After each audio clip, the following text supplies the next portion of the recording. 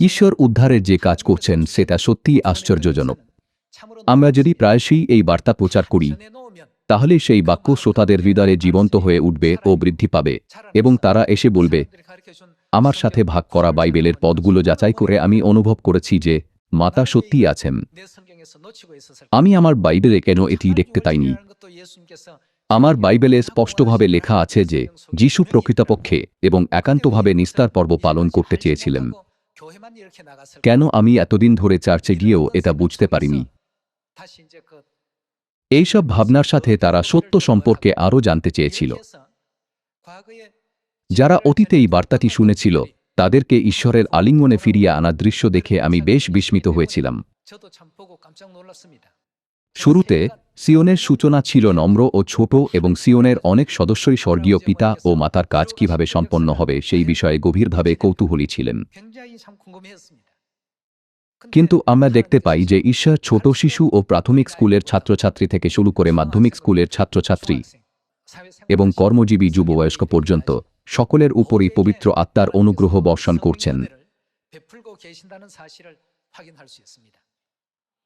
দক্ষিণ কোরিয়ার বিভিন্ন শহরেও বীজ বপন করা হয়েছে এবং বলা হচ্ছে যে বার্তাটি শোনার পর উল্লেখযোগ্য সংখ্যক মানুষ সত্যের পথে ফিরে এসেছেন।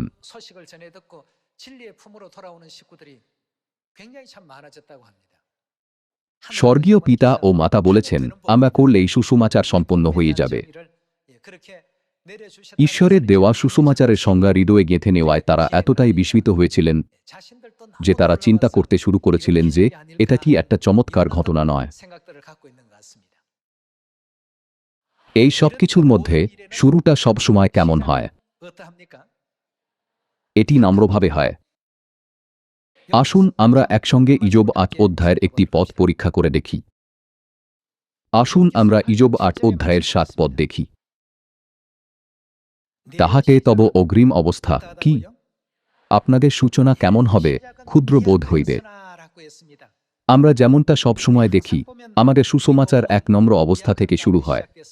যেহেতু প্রথম মণ্ডলীর সুসমাচার মার্কের সেই উপরের ঘরে শুরু হয়েছিল, তাই এর সূচনাও হয়েছিল এক নম্র অবস্থা থেকে। তাহাকে তব অগ্রিম অবস্থা ক্ষুদ্র বোধ হইবে। ভবিষ্যতে কি ঘটবে? তোমার অন্তিম দশা অতিশয় উন্নত হইবে।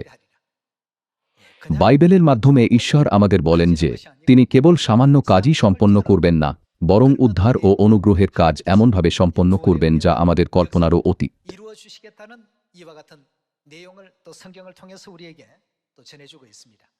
ভাই ও বোনেরা, আপনারা কি বাইবেলের সমস্ত ভবিষ্যৎবাণীগুলি অর্থাৎ যিশাইয়া ৪৬ ও ১৪ অধ্যায়ের বাক্যগুলোতে বিশ্বাস করেন?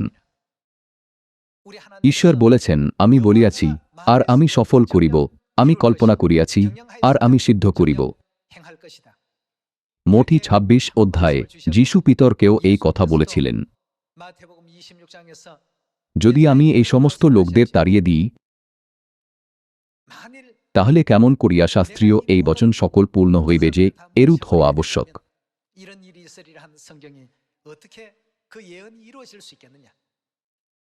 তাই তিনি মথি ২৬ অধ্যায়ে উল্লেখ করেছেন যে শাস্ত্র ও ভাববাদীদের ভবিষ্যৎবাণীগুলি অনুসারে তাকে পাপের জন্য বলিদানরূপে উৎসর্গ করা হয়েছিল।